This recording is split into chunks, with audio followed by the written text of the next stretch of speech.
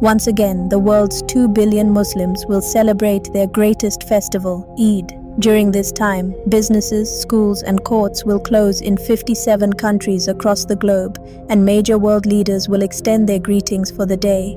Not only that, but the world's largest businesses will be significantly impacted. But why? What is the actual purpose behind this? All of this happens across the entire world because of just one man named Abraham. Approximately 4,000 years ago, Abraham was born in the region of Ur in Iraq. This Ur was no ordinary city. It was one of the most powerful and significant cities of that era. This can be gauged by the fact that a temple from the same period when Abraham lived there 4,000 years ago still exists in the city today, known as the Ziggurat of Ur. These are the kinds of structures that would be very difficult and expensive to build even today, and the United Kingdom's intelligence agency, MI6, even copied the shape of this building for their own headquarters. For thousands of years, Abraham's birth in the city of Ur was only recorded in the Torah. However, about 100 years ago in 1923, scientists discovered very important tablets in that same region of Iraq which clearly mentioned the city of Ur repeatedly. After seeing these inscriptions and treasures, many scientists around the world now believe that the city of Ur was the most powerful and largest city in the world at that time. This means that Abraham was not born in some small village, but in the most powerful city on earth at the time, comparable to someone being born in New York City today. Even within that city, Abraham was not born into an ordinary household, but into the home of a very powerful man who had a very close relationship with the king of the city. However, from his youth, Abraham was not happy in this city and was constantly debating with the city's scholars and religious leaders because the people there worshipped many idols instead of one God. The most powerful among these idols was Marduk, whom they considered the supreme god. Many temples were built in the city for the worship of these idols, one of which, as I mentioned, remains as a magnificent structure in the world today. One day, to explain a very important point to his people, Abraham entered one of the city's temples and used an axe to break all the idols except for the largest one.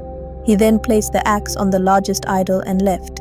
When the people of the city saw this, they went straight to Abraham. Abraham suggested that perhaps the large idol got angry at the others and killed them all. They replied, "What are you saying? An idol cannot do anything."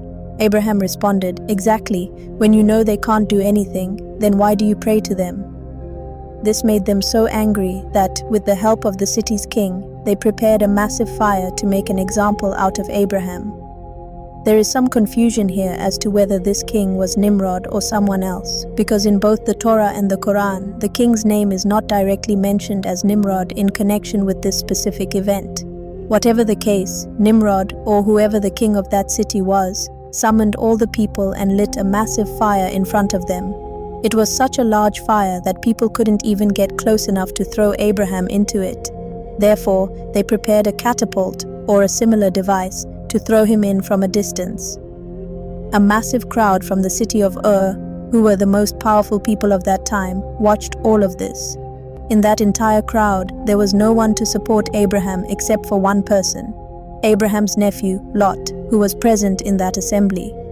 Just as all the preparations were completed, before being thrown into the fire, Abraham said only one thing, "Allah is enough for me." Finally, they threw Abraham toward the fire. However, in front of the most powerful people in the world, Abraham walked out of the middle of that fire perfectly safe and sound. Seeing this, the people of the city were astonished, wondering how it was possible. After that, they were so terrified that they never tried to harm Abraham again. A short time later, Abraham left that region and set out toward Palestine, known as Canaan in those days, along with his wife Sarah and his nephew Lot. Later, Lot left him to go toward another city. We will tell the story of what happened there another time, so please subscribe. After Lot's departure, Abraham began living in the Palestine region with his family and gradually became well settled. It is written in the Torah that Abraham had more than 300 servants at one time. Despite such a large estate and wealth, Abraham had no children. Eventually, at the age of 86, he prayed to God for a child, and God accepted his prayer. From this point forward, the Torah contains very interesting details that have all come true today, so mentioning them is essential. The Torah states that when Abraham prayed for a child, God told him to look up at the sky. Just like the countless stars he could see, his descendants would spread across the whole world, and great kings and prophets would be born from his lineage. Subsequently, his son Ismail was born to Abraham's wife, Hajar. However, when Ismail reached about 11, 12, or 13 years of age, Abraham had a dream one night in which he was sacrificing his son Ismail. But wait, there is a bit of confusion here. Some scholars believe this event took place in Beersheba in the Palestine region, but most scholars say it happened in Mecca. So, let's go with that. Traditions state that after the birth of Ismail, Abraham began giving more attention to Hajar and their son Ismail than to his wife Sarah, which caused some resentment in Sarah's heart toward them. However, the Quran simply states that Abraham did all of this by God's command. Abraham set out with his wife Hajar and Ismail toward the desert of Paran, which Jews today also consider to be in Arabia, near Mecca. The distance between Palestine and Mecca is approximately 1,400 kilometers, meaning it would have taken about a month to travel on foot, or about 17 to 18 days by horse or camel. Abraham brought them to a completely empty and desolate place in the desert of Paran, left them there, and started his journey back to Palestine. His wife Hajar asked twice, "How can you leave us alone like this?" To which Abraham did not respond. The third time she asked, "Is all of this from Allah?" Abraham turned back and said, "Yes." Then he left. A short while later, Hajar and Ismail completely ran out of drinking water, and Ismail, who was just a young child, became very distressed from thirst. Seeing this, his mother Hajar climbed the nearest hill, Safa, to look for help, but she saw no one for miles. She came back down and climbed the second hill, Marwa. In this way, she ran 7 times between Safa and Marwa. God loved this effort of a mother trying to save her son so much that today, 4,000 years after that event, millions of people from all over the world still perform 7 laps between Safa and Marwa in the same way. After the 7 laps, Hajar saw that water had begun to spring from the ground at the spot where Ismail was. She ran quickly and tried to collect the water, but it was coming out so fast that she repeatedly said Zamzam, which means stop, stop. Everyone knows the story up to this point, but after this, Hajar and Ismail remained in the Mecca region. One day, a tribe from Yemen called Banu Jurhum was traveling towards Syria. On the usual route between Yemen and Syria, no one ever stopped in the Mecca area. However, this time, as the tribe was passing near Mecca, they saw birds in the sky that are only ever found above water in the desert. Following these birds, the people reached Ismail and Hajar and were completely amazed to see so much water in that region for the first time. Thus, this Yemeni tribe settled in Mecca for the first time, and gradually other people began to gather in the area. In a short time, Mecca became a very important city between Syria and Yemen. During this time, Abraham used to travel back and forth from Palestine to Mecca. But as soon as Ismail became old enough to run and work, Abraham had a dream one night in which he was commanded to sacrifice his only son, Ismail. Again, there is some confusion here because the Torah states that God commanded Abraham to sacrifice his other son, Isaac, not Ishmael. The Quran also mentions the command to sacrifice the son, but does not name him there, which is why some early Muslim scholars also believed Isaac was the child to be sacrificed.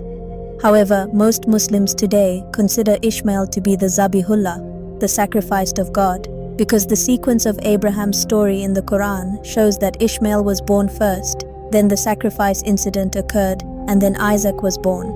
Furthermore, the Torah still clearly states that God commanded Abraham to sacrifice his one and only son, and Ishmael was Abraham's only son for 14 years, which means the likelihood points toward Ishmael. One day, Abraham went from Palestine to Mecca and told his only son, whom he had obtained after many prayers, about God's command. To this, Ishmael replied that he should do exactly as he was commanded. When Abraham took his son to be sacrificed in Mecca, Satan tried to stop him along the way, but Abraham threw pebbles at the Satan and drove him away. This act of Abraham hitting the Satan is also repeated every year by Muslims all over the world during the Hajj pilgrimage.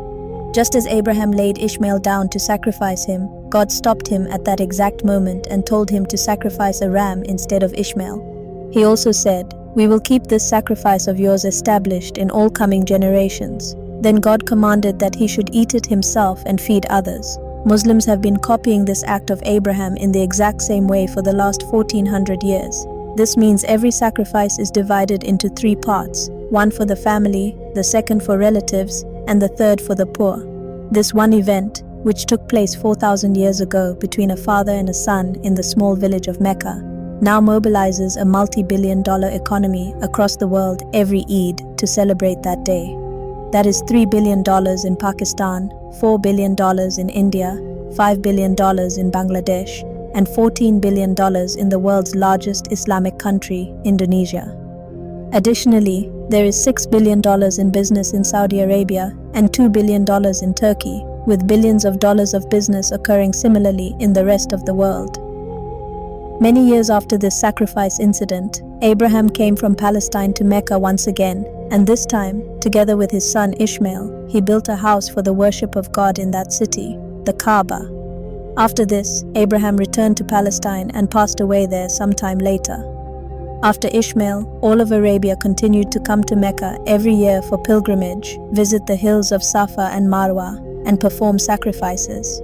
However, after 2,500 years had passed, the people there had completely forgotten why they did all of this, and they had filled the Kaaba with idols once again, just as the idols had filled Abraham's city of Ur. Then, God once again chose a prophet, peace be upon him, from among them who, exactly like Abraham, broke all the idols inside the Kaaba and reminded all the Arabs of who they were, who their father was, and who their Lord was. After this, the entire Arab world gradually returned to the religion of Abraham. The empty and desolate desert where Ishmael was left 4,000 years ago looks like this today. And while they once had no water to drink, today millions of people use that same water, and the story of their sacrifice shakes the economy of the entire world.